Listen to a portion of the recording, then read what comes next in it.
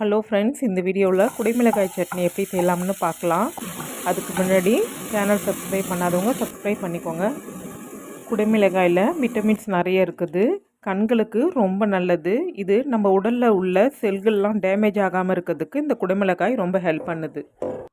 இப்போ pan heat ஆனதும் 2 spoon எண்ணெய் விட்டு 3 பச்சை மிளகாய் போட்டு வதக்குங்க.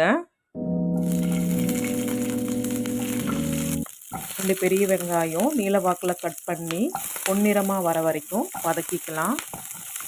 இப்போ 2 தக்காளியும் சேர்த்து வதக்கிக்கலாம். சின்னதாக கட் பண்ணி வச்சுருக்கேன் இஞ்சியும் சேர்த்து நல்லா வதக்கிக்கிட்டே இருக்கலாம்.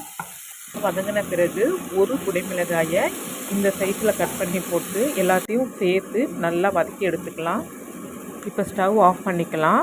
இந்த சூட்லேயே கொத்தமல்லி தழைகளையும் தேங்காயும் சேர்த்து ஒரு முறை கிளறி விட்டுக்கலாம்.